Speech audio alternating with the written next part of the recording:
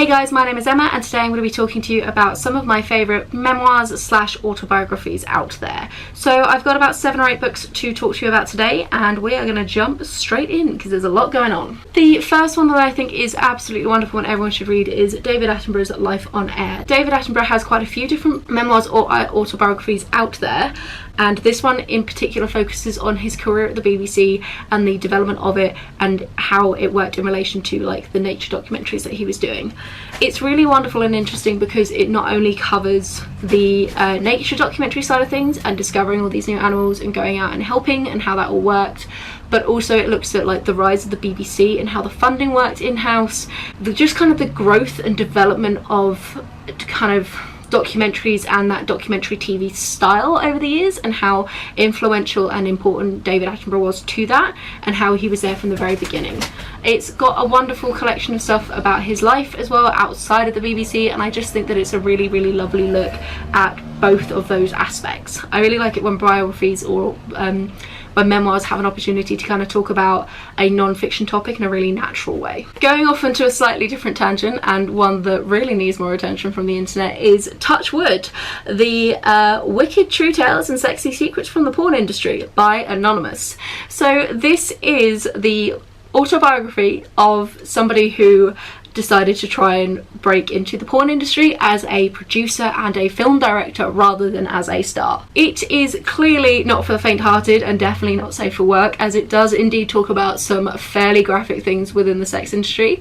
I think if you were a fan of like The Secret Diary of a Cool Girl and many of the books that came out similar to that, you will find this one absolutely fascinating. It's a really interesting look at kind of the behind the scenes of the unbelievably huge porn industry and how much it is worth, and the pitfalls that you can have when trying to make a sex DVD. It does focus on the DVD element rather than the internet, and it is just hysterically funny. There are tales of them getting caught by dog walkers when they're trying to film scenes outside. There's them trying to borrow one of their mates' flats and then trying to make sure that his girlfriend doesn't find out. There's a whole discussion about the ratings to do with porn and what you can and can't do with it. He has to have a phone call with them about what rating it would be if a girl put her foot up another human being.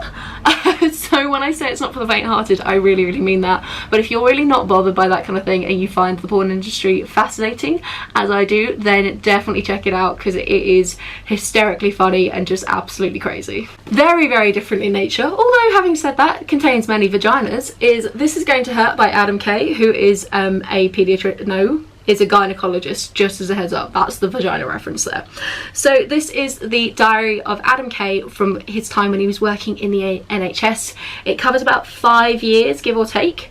He is now out of the NHS, and it's detailed in this diary why he decided to leave, and it's a really focused look at some of the stuff that the doctors have to go through, and anybody who works within the NHS, what they have to go through when it comes to like the long hours and the being understaffed and the kind of crazy situation that is there, and how desperately the NHS needs support and funding. It's brilliant fun. I really love Adam Kay's sense of humour. He has some wonderful little footnotes on him commenting in like current times back on his thoughts of his diary, and also just like a fun quirk is that he's changed all of the major names to characters from Harry Potter to try and protect identities, and it's quite fun listening to what Matilda Bagshot was getting up to when she was giving birth. Entertaining. It's both harrowing, heartbreaking and heartwarming in equal measure, and I think it is absolutely wonderful. A little bit of a throwback for you here, and potentially a spoiler for how my TBR with Andy is going, because we still haven't finished those yet. Yeah, I know, we're a couple of months behind. So this is Kurt Angle. It's true. So for those of you who don't know, Kurt Angle is a both amateur and professional wrestler. He won the gold and at the Olympics with a broken neck, just as a heads up, and then went on to become a superstar in the professional wrestling world, wrestling alongside people like The Rock.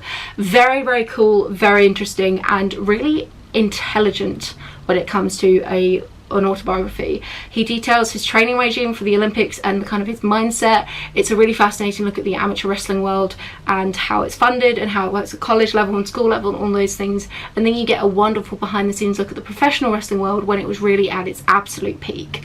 It's so well thought out, and unlike so many athletic or sports personality based autobiographies, which feel a little bit more like a cash grab and a very just sort of A to Z, step by step, this is the events and how they happened. This one feels like it's got a lot more thought behind it and a really intelligent look at his life and why he's writing this autobiography and what he wants a reader to get from it. And I think that he has just a wonderful natural writing style that is very unexpected for somebody who has just like had no real formal training and not really done much at school beyond kind of athletics. So I think this is wonderful and fascinating, and I'm not somebody who cares about wrestling at all. I read this because Andy gave it to me and because of our challenge, and I was super not psyched to read it when he gave it to me, and I completely changed my mind. I stayed up until like 2:30 in the morning to finish this because I was so invested in Kurt's life and so enraptured by his writing style. So this is one that even if you're not into wrestling, I would really recommend that you read, because it is a wonderful example of how good autobiographies can be at opening you up to an industry that you don't know. Then we have Educated by Tara Westover. It barely needs a mention. It is such a huge book at the moment. It is, but I do think it is one that absolutely deserves the hype. If you have managed to miss this book somehow on the circuit, basically Tara is from a family that were survivalist Mormons who lived in like the mountains of America. She never had any formal schooling. It was quite an abusive family, but more from like neglect and kind of psychological as well as physical, and it's just a look at Tara trying to get out of that situation and get herself some formal education. She's a wonderfully intelligent human being who actually goes on to go to places like Cambridge and Harvard despite the lack of her formal schooling beforehand, and it's also a look at her family and how that carried with her, and how even though she'd kind of got out from like a physical aspect and that she was no longer with them, she couldn't escape from the emotional and psychological impacts of having this kind of a relationship with her family. And it's a really interesting look at how people cope with these kinds of relationships. It's intense. I didn't really get how intense it was going to be before going in, so I do just want to warn you now, it gets real in places. Like, holy crap, that was really hard to read. It's a fascinating look at survivalist, very intense fundamentalist Christian lifestyle, and as somebody who has absolutely no frame of reference for that, I found it just so interesting. So if you like reading to try and get into other people's heads and to see the world through different perspectives, this has to be on your list. It's so good. Another one that is definitely worth reading is Brain on Fire by Susannah Cahalan. This is a story of a woman who everything was going for her. She had a great job, she had a great life, she had a great job, great apartment, great boyfriend, great life in general, and then all of a sudden something started to go horribly wrong in her brain, and it was about her struggle to try and get that recognized by the medical community and to get a diagnosis. It's a very intense and very scary story looking at what can happen and just how fragile our health is in so many ways. It's now been made into a movie, and I've not seen the movie, but I think it would translate really, really well to screen. Again, with like so many of the ones that I have mentioned, it is intense and potentially a little bit triggery dependent on what your own mental state has been in the past, because she does discuss a lot of the symptoms, especially before they got very, very severe and ended up hospitalizing her, was kind of breaks from reality and a lot of stuff that would be linked to maybe psychosis. So this could be a difficult one to read depending on your background. I thought that it was absolutely fascinating, and again opening up a world that I have no experience of and no reference for, and was just absolutely incredible. Her work has actually managed to kind of create more awareness for what she had, because it was a viral thing in her brain rather than being like a brain tumor, I'm pretty sure. And it was really, really interesting to look at how the medical community deals with those kind of things. And I just want to do two very, very quick honourable mentions as well. It gets mentioned all the time, but it's always worth going for it again. It is Caitlin Doughty's The Smoke Gets in Your Eyes and Other Stories from the Crematorium. It's a wonderful look at her learning to become a mortician, but also how we understand death in America specifically, and she now has a second book looking at death across the world. I almost hesitate to put it in here because the memoir aspect of it is fairly thin on the ground. It is far more focused on... No, that's not true actually. It is a wonderful collection of stories and definitely worth going for, but again, it's about death, so dependent on your background and what's going on in your life at the moment, might be one to avoid if everything's a bit intense. And then Danny Wallace always deserves a mention. I have Yes Man here, but I have read some more of his other stuff. This guy is quirky and crazy and zany and fun and just does fairly random things in life. This one details him having an entire year where he would just say yes to every suggestion.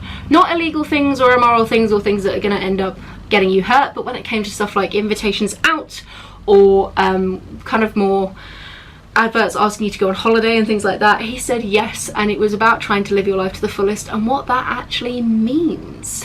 Wonderful, wonderful book. His writing style is great fun. Totally check him out. So that's it from me. Those are just a collection of memoirs slash biographies slash autobiographies to check out.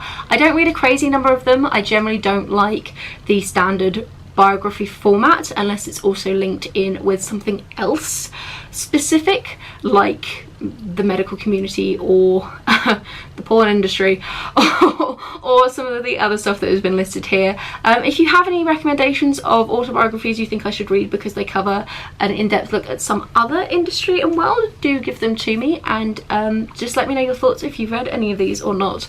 As always, if you like this content, don't forget to subscribe, or if you're not keen on subscribing, because I don't blame you, because sometimes subscribing is a big commitment, maybe just check out some of my other videos. Have a wonderful reading week, and I'll chat to you soon. Bye guys!